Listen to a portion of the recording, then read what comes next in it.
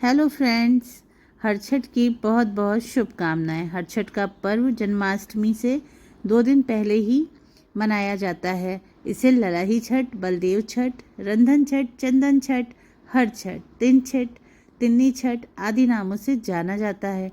मान्यताओं के अनुसार इस दिन श्री कृष्ण भगवान के बड़े भाई बलराम जी का जन्म हुआ था।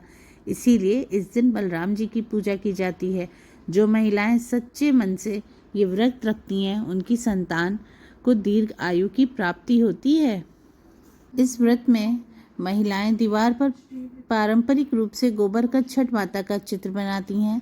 इस दिन भगवान श्री गणेश जी और माता गौरा की पूजा की जाती है। मान्यता के अनुसार इस व्रत के दिन दूध, घी, सूखे मेवे, लाल चावल आदि का सेवन किया जाता है। इस दिन गाय के दूध व दही का सेवन नहीं करना चाहिए। इस दिन दोपहर के बाद या शाम के समय व्रत की कथा पढ़नी चाहिए। प्राचीन काल में एक ग्वालिन थी, उसको प्रसव काल अत्यंत निकट था।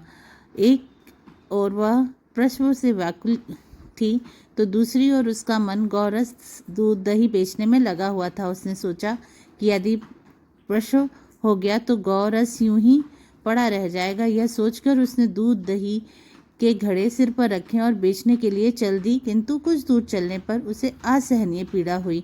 वह एक झरबेरी की ओट में चली गई और वहां एक बच्चे को जन्म दिया। वह बच्चे को वहीं छोड़कर पास के गांव में दूध दही बेचने चली गई। संयोग से उस दिन हल षष्ठी थी। गाय भैंसों के मिश्रित दूध को केवल भैंस का दूध बताकर उसने सीधे साधे गांव वालों को बेच दिया।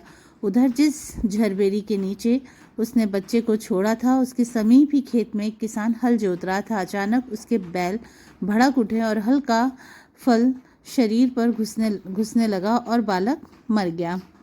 इस घटना से किसान बहुत दुखी था। फिर उसने हिम्मत और धैर्य से काम लिया और झरबेरी के कांटों में ही बच्चे के चिरे हुए पेट में टाके लगाए और उसे वहीं छोड़कर चला गया। कुछ देर बाद ग्वालिन दूध बेचकर वहां पहुंची। बच्चे को ऐसी दशा देखकर उसने समझते देर नहीं लगी कि यह सब उसके पाप की सजा है। वह सोचने लगी कि यदि मैंने झूठ बोलकर गाय का दूध न बेचा होता और गांव की स्त्रियों का धर्म भ्रष्ट न किया होता तो मेरे बच्चे की यह दशा न होती। अतः मुझे लौटकर सब बातें गांव वालों को बताकर प्रायश्चित करना चाहिए।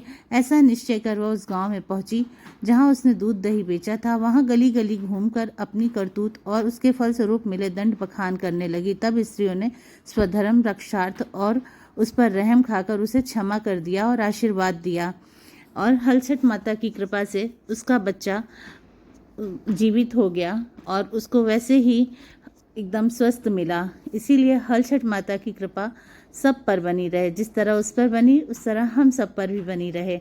और ये मेरे हलछठ की पूजा आप सबको भी सुख संपत्ति और आपके बच्चों को दीर्घायु दे और मेरे बच्चों को भी दीर्घायु प्रदान करे। और यहाँ पर हमको चित्र बनाने नहीं आता, सो मैंने कैलेंडर रख के ही पूजा कर ली। और हमारे यहाँ माता गौरी, गणेश और शिव परिवार तीनों को रख के हमने साक्षी मान के हम लोग पूजा करते हैं, कथा पढ़ते हैं और थापे लगाते हैं। और कथा के बाद से बच्चों को पीठ पे हम लोग क्या बोलते हैं इसको, कथा में है हमारे कि पोता मारते हैं इसी के थापों से 6 बार, तो बच्चे दीर्घायु होते हैं और उनकी बुद्धि प्रबल होती है। बट मेरे बच्चे हंस रहे थे, बोल रहे थे मम्मा ये क्या कर रही हो। तो मैंने बोला नहीं, ये बहुत ज़रूरी होता है भाई, कथा में लिखा है तो करना तो पड़ेगा ही। सो ऐसे रही हमारी हरछठ की पूजा, जो हमने बहुत ही अच्छे से किया इसको और सब कुछ बहुत अच्छा रहा। बच्चों को टीका लगाया, भगवान जी का आशीर्वाद लिया और बाकी जो भाई सब कुछ, हर चीज़ परफेक्ट नहीं हो सकता है। बलराम देवता और कृष्ण भगवान मेरे घर पर सदैव ही अपनी कृपा बनाए रखें। और ये बहुत ही सुंदर लग रहा था मुझे, इसलिए मैंने फिर बाद में सब पूजा होने के बाद मैंने थोड़ा सा फ़ोटो शूट किया। और ये रहा प्रसाद आप सभी के लिए, इसको ज़रूर बताइएगा और कमेंट्स में भी ज़रूर बताइएगा किसने किसने आज हल षष्ठी की पूजा की है और कौन क्या क्या खाता है। भाई फल के बारे में मुझे ज़्यादा पता नहीं, सुन रखा है कि अमरूद और सेब खा सकते हैं। बाकी सबको हल षष्ठी व्रत की हार्दिक शुभकामनाएं। Bye bye.